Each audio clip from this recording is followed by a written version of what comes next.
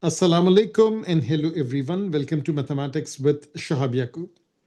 Now, in today's class of the foundation course, I'll be focusing on algebra plus a little bit more of algebra. Because keep in mind, algebra is the heart and soul of pure math. So without algebra, there is no pure maths. There are three things that I want to focus on. And if there is extra time, I'll focus on something more also. The first one is indices, the second one is functions, the third one is quadratics. Now, when we talk about indices, what exactly is indices? Indices is like if we talk about 2, 2 into 2, that equals to 4. So I can write 2 is multiplied by itself 2 times. So therefore, I'll write 2 raised to power of 2 is 4. And let me write a whole series of 2. Because these numbers comes in handy. 2 raised to power of 2 is 4, 2 cube is 8, 2 raised to power of 4 is 16, 2 raised to power of 5 is 32, 2 raised to power of 6 is 64, 2 raised to power of 7 is 128, 2 raised to power of 8 is 256, 2 raised to power of 9 is 512, 2 raised to power of 10 is 1024, and let's stop at 2 raised to power of 11, which is 2048. So that's a whole series of 2's. Let's talk about 3. 3 raised to power of 2, that is 9. 3 raised to power of 3, that is 27. 3 raised to power of 4 is 81. 3 raised to power of 5 is 243. I think this is good enough. So now let's talk about, and I'm just taking out my scientific calculator to check one thing. 3 raised to power of 6, that is 729. And let me also write this. 3 raised to power of 6 is 729. Let's talk about 4. 4 raised to power of 2, that is 16. 4 raised to power of 3, that is 64. 4 raised to power of 4, that is 256. And 4 raised to power of 5 is 1024. So now let me show you some similarities from here and here. 2 raised to power of 4 is the same thing as 4 raised to power of 2. 2 raised to power of 6 is 4 raised to power of 3. 4 raised to power of 4 is 256. 2 raised to power of 8 is 256. And then 4 raised to power of 5 is 1024. 2 raised to power of 10 is 1024. Because 4 is technically 2 square, that is why. Now let's talk about some 5's over here. So 5 raised to power of 2 is 25. 5 raised to power of 3 is 125. 5 raised to power of 4 is 625. 6 raised to power of 2 is 36. 6 raised to power of 3 is 216. 7 raised to power of 4 is 49. 7 raised to power of 3 is 49 into 7, that is 343. And let's talk about 8. 8 square is 64. And if I talk about 64 into 8, that is 8 cube, which is 512. 9 raised to power of 2 is 81. And 9 raised to power of 3 is 729. Let me double check. So this is 81 is very simple. 10 raised to power of 2 is 100. 10 raised to power of 3 is 1000. And of course, you can keep on writing more. So now this is about some of the common indices that we come across. Now, if I talk about the rules of indices, so first thing is that a power m into a power n, that is a m plus n. A power m divided by a power n, that is a m minus n. Now let's focus on this. Multiplication gives rise to addition. Division gives rise to subtraction. These two rules are when base are the same. Irrespective of whether powers are same or different, that's none of our concern. The rule is if base are the same, that's the rule that we apply. Similarly, a power m into b power m, that is ab raised to power of m. A power m divided by b power m, that is a over b raised to power of m. These rules are for same power. Over here, let's again focus. This multiplication is multiplication of the bases. Power remains on the outside. Then if we talk about division, these two bases divide, power remains on the outside. These are the four basic rules of indices. Now, if I talk about a raised to power of m raised to power of n, that is a m n. Power raised to a power, the powers multiply. So there is this power m. So let me go back over here. And there is this power m over here. There is m over here. There is n on the outside. There is n on the outside. Power multiplies. So this is index raised to power. Now, if someone says, let me write a to the power n raised to power of m, that is a m n. Again, it's the same. That means I can interchange the places of m and n. As long as they are multiplying, doesn't make a difference. The powers multiply, one is being raised to another power. And then we have this thing that a root m, that is a raised to power of 1 over m, and a raised to power of minus m, that is 1 over a raised to power of m. And I can even write a over b raised to power of m with a negative sign, that is b over a raised to power of positive m. Because technically, this is what is happening over here. So now over here, this root, that is the reciprocal. Then if we talk about this negative sign, it goes downstairs. Again, this negative sign, so A goes downstairs and B goes upstairs, something like this. Got the idea? So now these are some of the common rules that we use. Now, if I talk about some examples, so let me talk about 2 raised to power of negative 3, that is 1 over 2 cube, which can be written as 1 over 8. 5 raised to power of negative 3, that is 1 over 5 cube, that is 1 over 125. Similarly, if I write 2 over 5 raised to power of negative 3, I can write this thing as flip the fraction, 5 over 2 raised to power of positive 3, that is 5 raised to power of 3, that is 2 raised to power of 3, that is 125 divided by 8. Similarly, if something to do with the root, so a cube root, that means a raised to power of 1/3.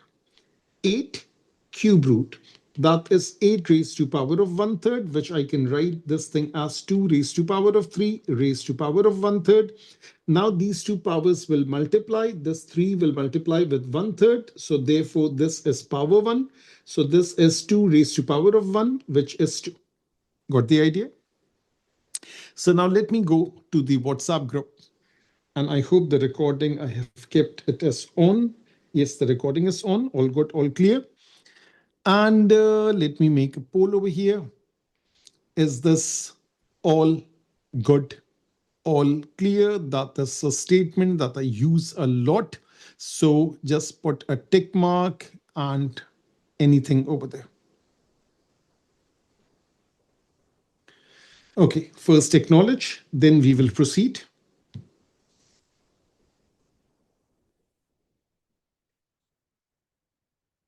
Very, very important. Indices will be used in a lot of chapters. So we're talking about indices first.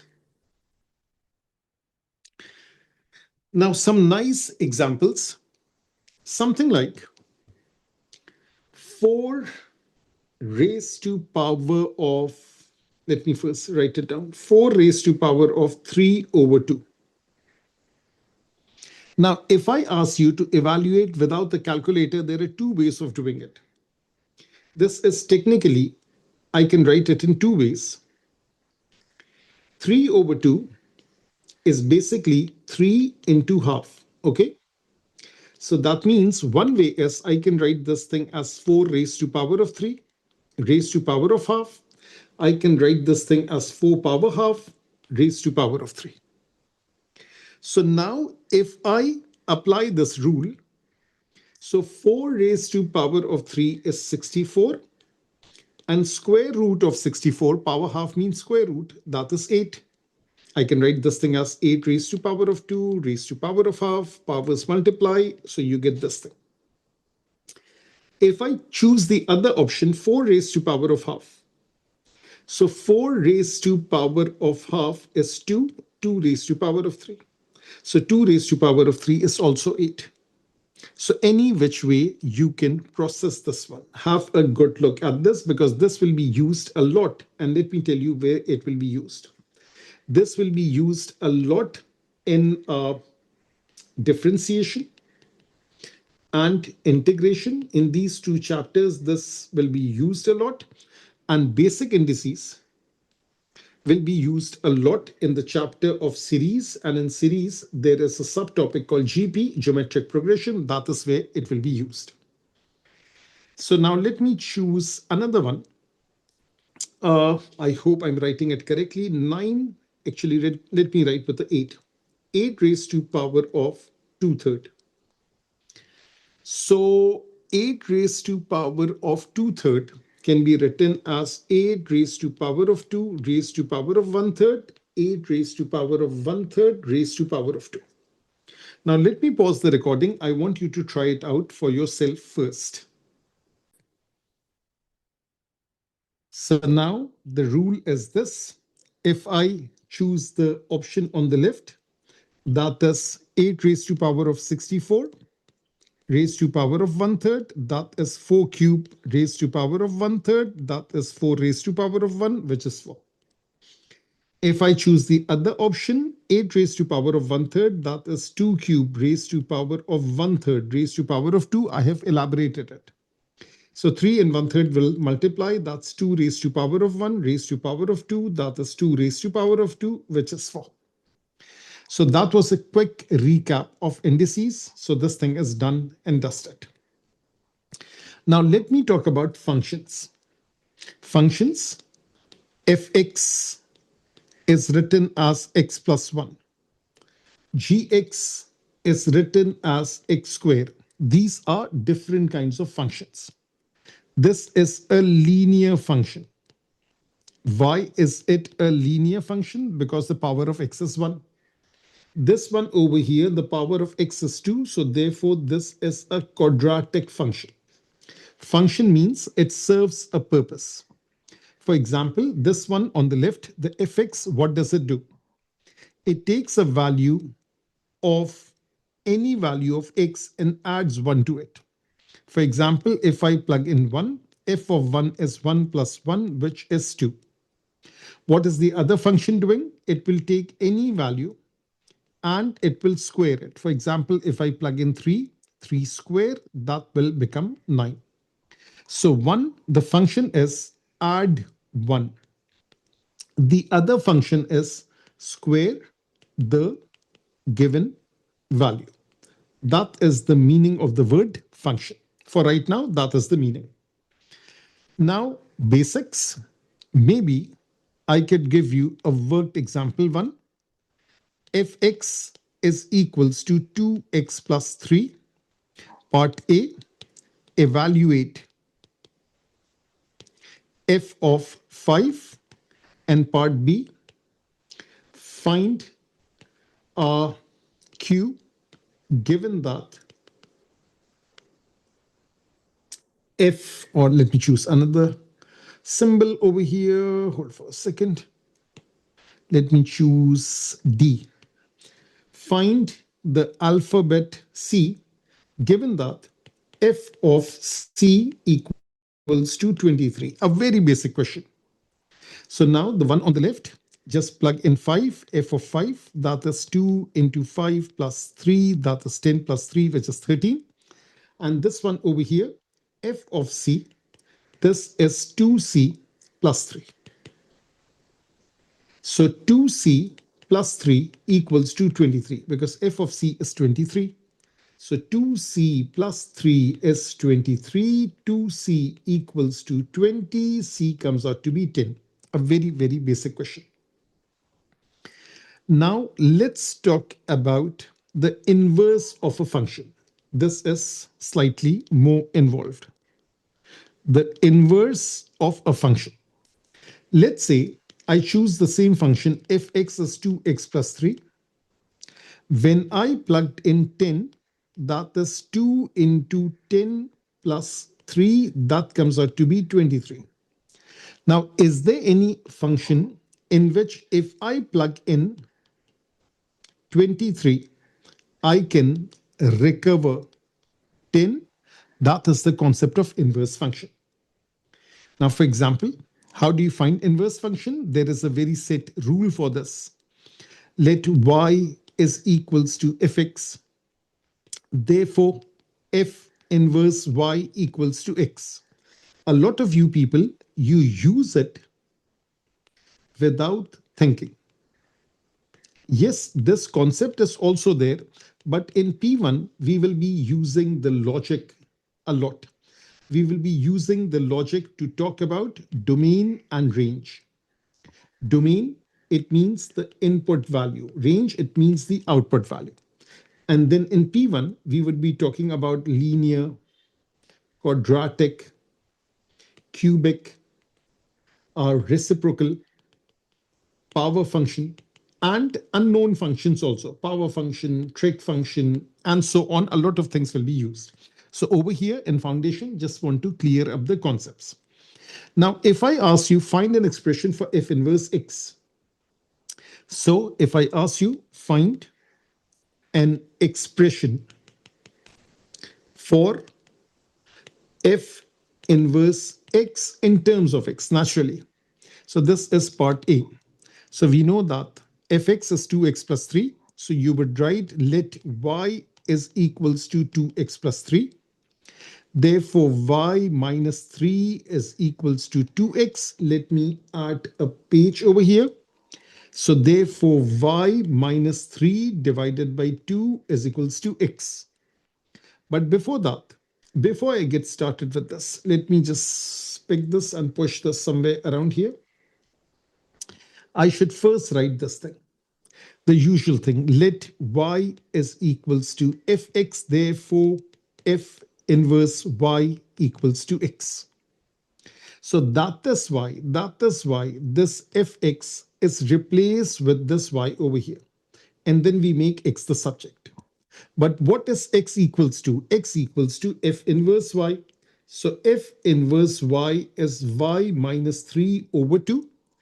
Or since we have a habit of writing everything in terms of x, so f inverse x is equals to x minus 3 over 2. Got the idea? So now, when I plugged in 10 in the original one, I achieved 23. So if I evaluate f inverse of 23, so that is 23 minus 3 divided by 2. That is 20 over 2. That comes out to be 10. That means if I draw a circle over here, proper circle, and if I draw another circle over here, and if I talk about this value, this is 10 over here, this is 23. So 10 becomes 23 using fx. And how can 23 become 10 again? That is f inverse x.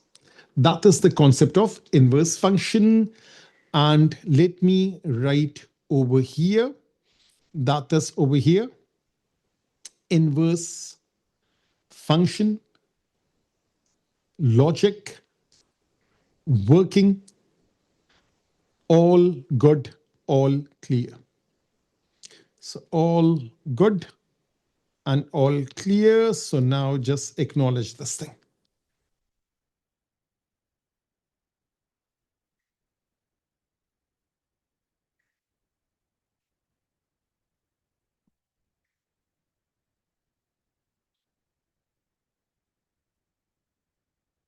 Okay, Ji, this thing is done. Now just giving you an example of real life. So now real life, real connections. Function, water turns to ice. This is like fx. Inverse function, ice melts back to water. So inverse exists. There will be certain functions in which inverse won't exist. That is for later on. Function wraps the gift. Inverse function unwraps the gift. Then lock and unlock. So there is a lock. I mean, the function is this function locks the door. This function unlocks the door. So that is some example of inverse function. Let's talk about composite. So what does composite means? Let's say there is a function fx, x plus 1. There is another function gx, which is x square. So now let me take a value 2 and let me plug in fx first and then let me plug in gx and then later. The result will go over here. So if I evaluate fx, so f of 2, that is 2 plus 1, this becomes 3. And if I talk about gx, so this result will now be inserted over here. First this and later, instead of later, let me write the word then gx. So let me write first fx, then gx, and now g of 3, that is 3 square, which is 9. What is happening over here? So what is happening over here? I have this thing. Instead of the black color, I need another color. Why is it working? Okay, the color over here is different. Okay, G. So now let me go back. Let me choose another color. Let me choose another color. Okay, so now what is happening over here is this thing. I have this value 2. 2 became 3. 3 became 9. 2 became 3 because of fx. 3 became 9 because of gx. Got the idea? So eventually, 2 has been converted to 9. Now, is there any function that can do this thing in one shot? So let me evaluate two functions. First one, f of gx. Let me evaluate g of fx. Now, f of gx, what it means is that take gx and insert it in f. And over here, g of fx means take fx and insert it in g. Got the idea? So now f of gx, fx is x plus 1, gx is x squared. So that is f of x squared, which is becoming x squared plus 1. And g of fx, that is g of x plus 1, which is becoming x plus 1 whole square. Look at the difference between the two. If I evaluate f of g of 2, I'm plugging in 2. That is 2 square plus 1, which is 5.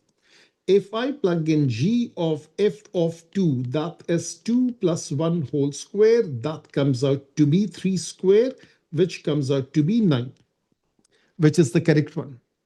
For our purposes, the correct one is 2 becoming 9.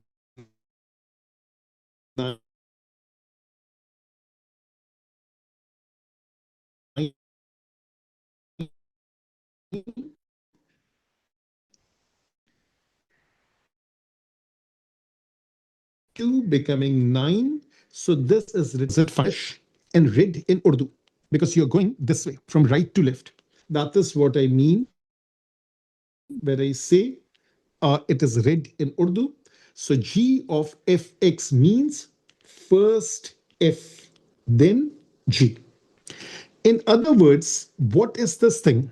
F of G of X, read in Urdu. What should I say? First G, then F. All good, all clear? Now, these are some of the key pointers that I want you to focus on. So, composite function, I think a very nice thing. And again, just the basic from O level maths. Yes, it will be used in which chapter? It will be used in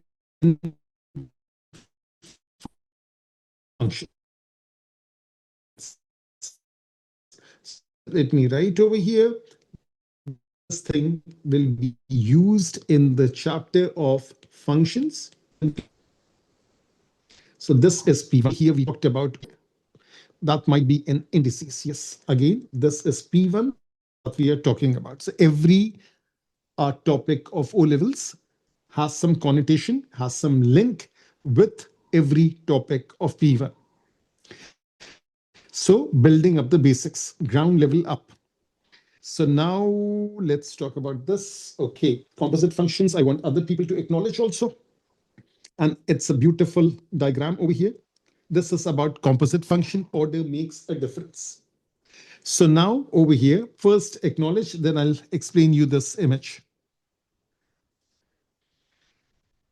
And all good, recording, voice, everything, all good, all clear. So now mathematics has order, so does great taste. Right order, better result. Function composition. Same ingredient, different order, therefore it will have a different taste. Fx is a chocolate cookie. Cookie function, it makes cookies. Gx, that is a cream filling, it's a cream function. Now, f of g of x, that means gx inside fx. So basically, we are filling the cream inside the chocolate cookie. So inside is the filling. But what happens if you change the order? So this is f of gx. So we take gx and plug it in inside fx. What is g of fx? Cream outside, cookie inside. It does not have the right vibe, not what we ordered. Well, someone might like it, but this is gx inside fx. That is f of gx. And this one, that is g of fx. That means fx inside this. Cookies inside cream. Cookies inside the cream. So I hope the diagram is nice and you have enjoyed this thing, the function composition. So we saw a diagram related to inverse function, and then you saw a diagram related to inverse function. Now let's talk about quadratics, the third thing that we are discussing today. Quadratic function. So let me choose two colors. So I am choosing this color. That's right over here where it is. Yes, I think this is the one.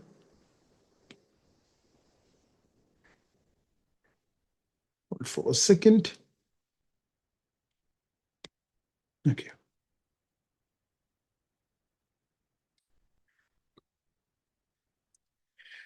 That is an example of a quadratic function, and then one red, one green. This is another example.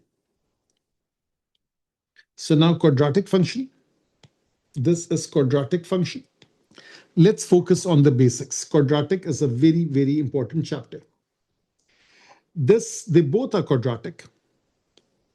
This is coefficient of x square is positive. Coefficient of x square is negative. When the coefficient of x square is positive, it has a lowest point. That lowest point has three names. For right now, let's just call it a vertex, but it's also known as turning point. It's also known as stationary point. This point over here has a highest point. Now, this highest point, of course, has the same three names: vertex, turning point, stationary point. This is like a happy face graph. So like this. This is like a happy face. This one is like a sad face graph. So when the coefficient of x square is negative, that is a sad face graph. When the coefficient of x square is positive, that's a happy face graph. Now what we can do is that we can play around with these graphs. So let me first grab this graph and let me just make a copy, and I'll keep on using these two. So let me just pick this thing up and let me pick this thing up. So I'll be using these two, okay? So let me add this thing as an element. Okay, this thing. Can I add it as an element, create element, just the grid thing, okay? And let me also add this thing as an element, create element and the same grid. Okay. So now over here, we know that we can do certain transformations, certain movement. So if I say I have a graph of y equals to x square plus 1 and y equals to x square minus 1. So let me choose this thing. Let me write it over here. And again, let me choose the same thing. Let me write it over here, paste it over here. Okay. So when it is x square plus 1, when it is x square plus 1, it moves up. When it is x square minus 1, it moves down. Okay. So now let me choose this thing and let me shift it up. Actually, this thing is already there. So let me choose this thing. And that is how the graph will look like. So I can change this color. And where is the color? Color thing is not there. Front, back, delete. Okay, no idea. Okay, so now this is the changed one. This is y is equals to x square plus 1. This is y is equals to x square. This was the lowest point. By the way, the lowest point and the highest point, they both are the origin, 0, comma 0, 0, comma 0. When I take it up, this 0, comma 0 becomes 0, comma 1. And if I take it down, so let me just paste this thing. If I take it down, what happens? So let me just. So now over here, this thing is 0, comma negative 1. This is 0, comma 0. Original one is y is equals to x square. And this one is y is equals to x square minus 1. Now have a good look at this. So look at the graph. Up, down, makes sense?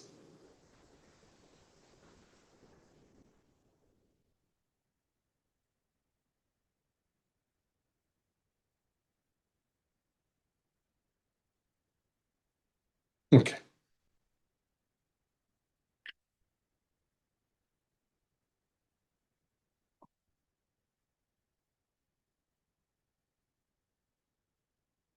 Now let's move on.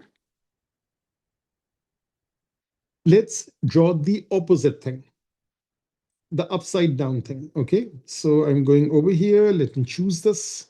Let me paste it over here. Let me choose this. Let me paste it over here. Let me paste it over here. And no, not this thing. And let me change the color. So there is no color. Oh, there is the color thing. Okay. So that's one color. Nope, not this thing. And over here, let me paste it. Let me change the color. Okay. Now, people over here, let me write y is equals to negative x square. This is black color. This is y is equals to negative x square. So I'm interested in y is equals to negative x square plus 2. And over here, y is equals to negative x square negative 3. This is again y is equals to negative x square. So now let me pick this thing up and let me move it over here. So that is the original one. And then I'm moving it like 1 unit, 2 units up. Got the idea? So now this orange one, this orange one, this one is y is equals to negative x squared plus 3 plus 2 actually. This is plus 2 because it is moving 2 units up. So if this maximum was 0, 0, this maximum is now 0, 2. Now we call it the maximum also because that's a maximum point. This is the vertex. For right now, let's call it vertex. Let's stick with one terminology. Y is equals to minus x square minus 3. So now what I'll do is that first let me shift this thing down like this. So I have the more space over here. And then let me pick this thing up. That is over here, minus x squared, then 1 unit down, 2 unit down, 3 units down. That goes like this. And this one is y is equals to negative x squared, negative 3. Okay. Let's move more to the next step. Let's talk about some factorization. So if I talk about factorization, which we talked about last time, y is equals to x square minus 5x plus 6. Let me factorize x square minus 2x minus 3x plus 6. Y is equals to x minus 2, and then negative 3x minus 2. And then taking x minus 2 common and x minus 3. So this is called the factorized form of quadratic equation. If I say let y is equals to 0, that means the factorized form x minus 2, x minus 3 equals to 0. Therefore, x minus 2 equals to 0, x minus 3 equals to 0, x is 2, x is 3. Whenever y is 0, we get the x-intercepts. The place where graph cuts x-axis. Agreed? That is the x-intercept. So now if I'm interested in drawing this graph, so it's cutting at 2 points, 2 and 3. The coefficient of x square is positive. Therefore, it will be a happy phase graph. Keep that in mind. And it's cutting at 2 points. So what I can do is that I can draw it like this. And it's cutting at 2 points, something like this. Let me make it a bit thinner, like this. So now it's cutting at 2 points. This is 2, this is 3. It's a sketch. It's not drawn to scale. Keep that in mind. Now, is this thing all good, all clear? The factorization thing.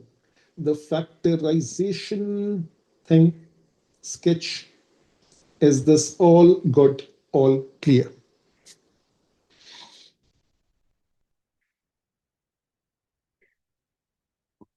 A very simple concept that I've asked you to do so.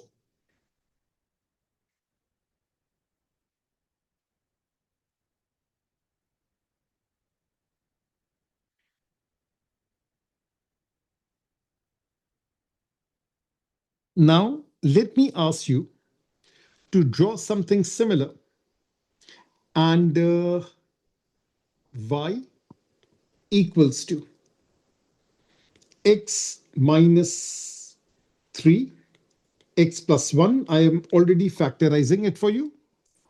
And y is equals to x plus 2, x minus 2. So let me minimize it. Actually, let me share this image with you. And what you can do is this. You can draw these two graphs. So it's coming your way. And let me first share and try these things. Okay, so let me pause the recording over here.